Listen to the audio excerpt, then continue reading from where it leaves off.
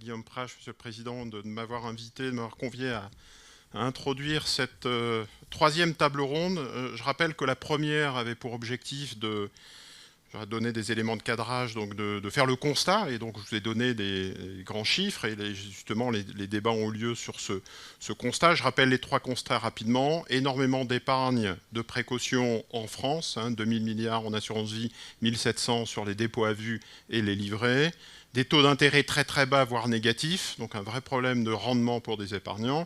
Et troisième élément, l'inflation. On avait 7,2% d'inflation en janvier 2022, source Eurostat. Donc il y a un vrai effet ciseau, et on a parlé pendant cette table ronde de répression financière. Alors cette fois-ci, la table ronde numéro 3 va avoir pour objectif de se projeter, c'est l'avenir.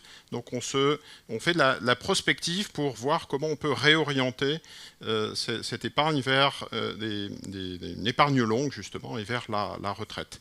Alors, du coup, je voulais donner quelques éléments, là encore, de cadrage. Je ne vais pas répondre, c'est Sidonie Vatrigan et les participants qui répondront à cette question, mais donner quelques éléments de cadrage, qu'on ait tous les chiffres et les mêmes chiffres en tête.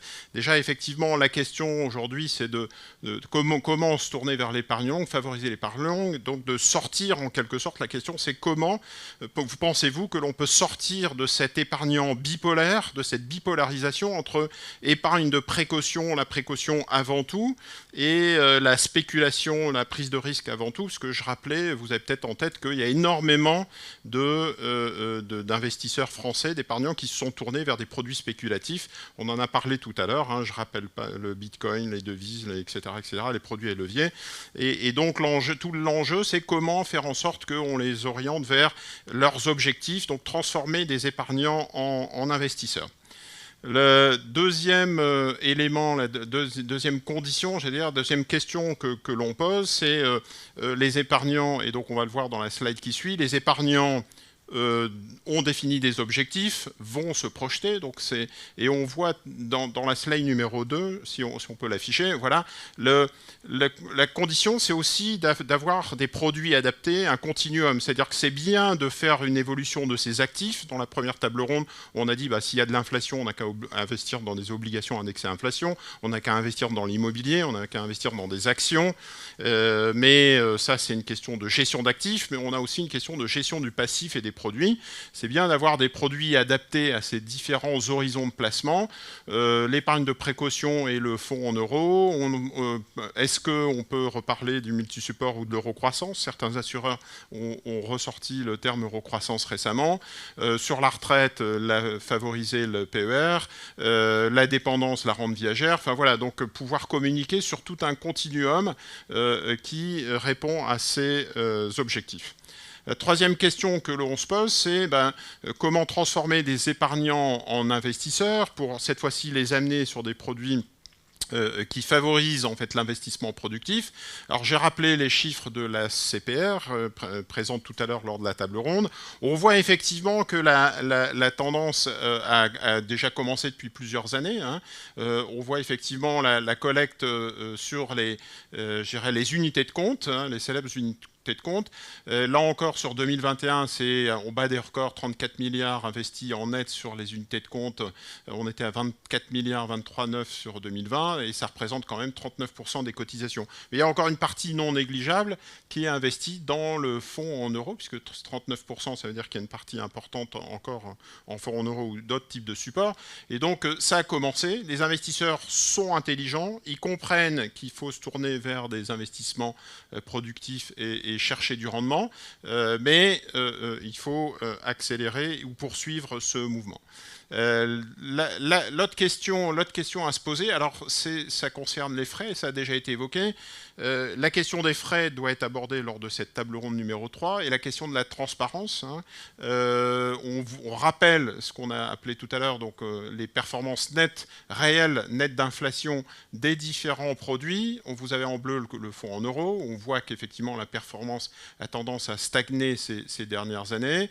On voit la performance des marchés financiers, donc c'est un 50 actions, 50 obligues, qui a une performance sur 20 ans qui est honorable autour de 80%.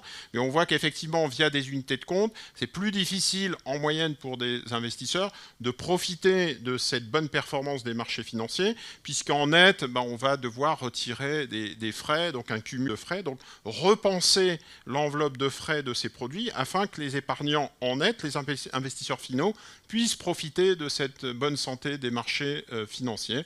Et un élément aussi de transparence, c'est-à-dire qu'il y a une action comportementale, le fait même d'afficher les frais, et il y a une communication officielle il n'y a pas très longtemps avec le gouvernement sur la possibilité de donner la transparence. Si on est averti, si on a l'information, la traçabilité, un peu comme des produits alimentaires, du coup on peut juger, est-ce qu'il y a des pesticides, est-ce que c'est des produits bio, combien, pourquoi, et à ce moment-là choisir en connaissance de cause.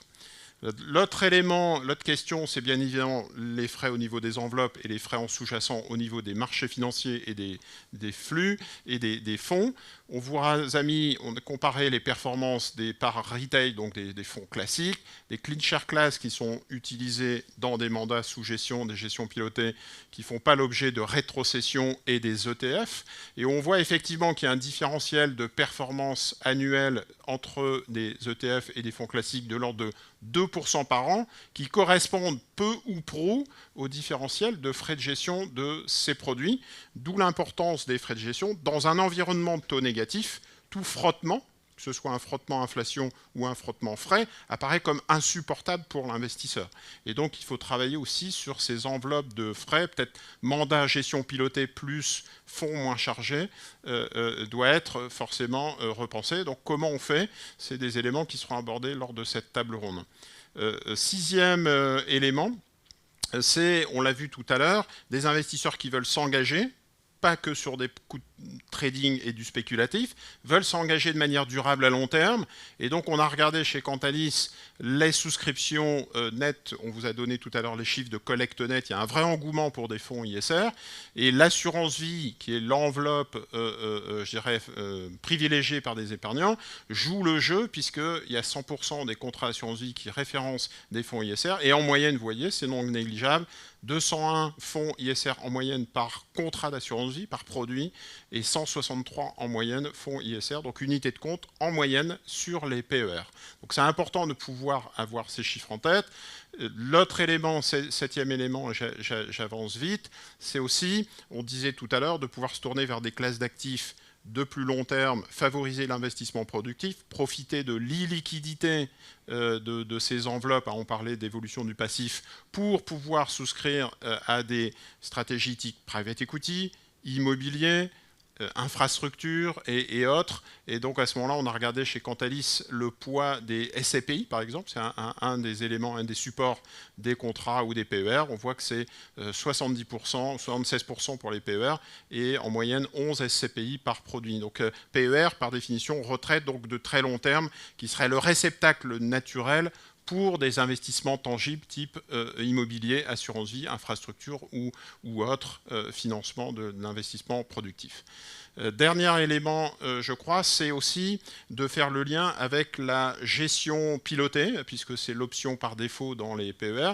C'est un élément qui vient changer un petit peu la donne dans notre réseau de distribution. Est-ce qu'il faut continuer dans cette voie sur la gestion pilotée? Je vous ai rappelé bêtement, mais c'est des éléments que vous devez connaître, la désensibilisation des allocations dans les PER. Et c'est un élément que souvent on sous-estime. Aux États-Unis, la gestion pilotée n'est pas utilisée que pour des fonds de retraite. Elle est utilisée pour l'investisseur lambda, l'épargnant lambda, puisque l'épargnant lambda qui ne connaît pas les marchés, qui ne sait pas s'il faut faire de l'allocation, s'il faut faire des États-Unis, s'il faut faire la Chine, s'il faut faire des obligations, en fait, on lui dit juste quel est ton horizon final, quel est ton âge de départ à la retraite dans le produit de retraite, ou quel est ton horizon final. Il se dit, moi, c'est dans 20 ans ou dans 30 ans, et hop, il rentre dans une gestion à horizon, il rentre dans une gestion qui est pilotée par définition. C'est des éléments très intéressants pour embarquer un investisseur sur des classes d'actifs et de la diversification de manière, j'allais dire, un peu indolore et plus facile. Est-ce qu'il faut mettre l'accent sur ces éléments? C'est des questions qui seront abordées au cours de la table ronde. Voilà un petit peu les éléments qui sont pour nous les conditions de succès de cette épargne longue. Je n'ai pas parlé de produits européens puisque ça vient d'être abordé. par la vice-présidente.